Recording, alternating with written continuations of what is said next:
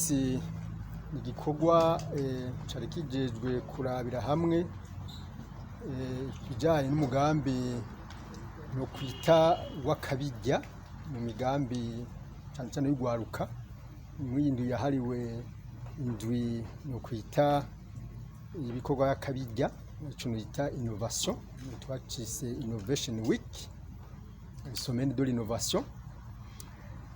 Iyo semaine rero iyo ndwi rero yariyo abajene ugwaruka rwacu rwo mu Burundi ruza rukerekana ibintu rwashoboye kugerako, hanyuma wanashaka imbere yaho harabaye ihiganwa mu migambi myinshi bari bashoboye gushikiriza, mugabo iyo migambi yose hashobora kuvamo imigambi ya mbere 10 izoshobora mbese n'umukuru w'igihugu azoyitangirwa ko agashimwe ku bintu ugwaruka rwabashoboye gukora muri iyi migambi y'iterambere.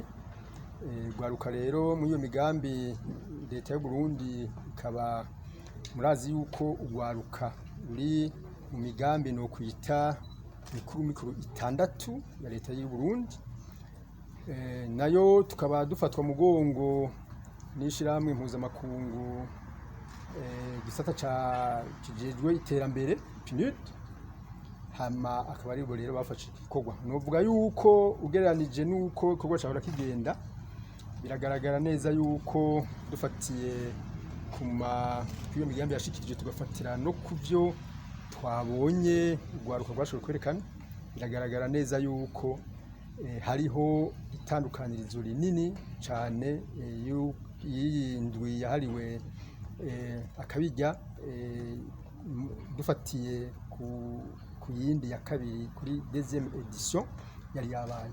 Murazi iyi si turimwo ni si igenda ihinduka, abantu ni ngombwa ko ibikorwa bikorwa dufatiye n'ibikorwa vy'ugwaruka bigenda navyo nyene biza bihinduka bijanye n'ibihe.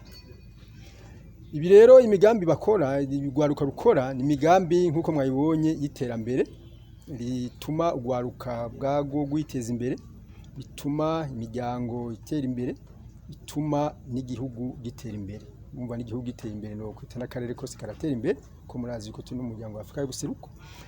Ni imigambi rero y'iterambere ku mice yose y'ubuzima bw'igihugu. Iro migambi iteye imbere nkuko nariko ndabivuga muca mwumva yuko iteza imbere imiryango, iteza imbere igihugu, iteza imbere n'akarere, mbese igateza imbere n'isi yose. Mwese murabizi yuko utarima ntamira, uwo n'umugani wa basokuru baciye, kandi ndabona uguma ari umugani ufise ico usigura.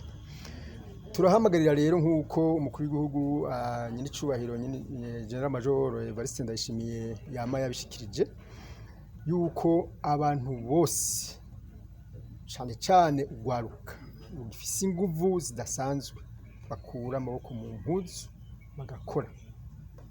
Baravuga bati utarima ntamira, utashoboye gukora ngo uronke ibyo ufungura urumva ushobora iby'ufungura. Rero turahamagariye ugwaruka ngo kazoza kejo ngo rugifise inguvu bakora amaboko mu mpuzu bakore.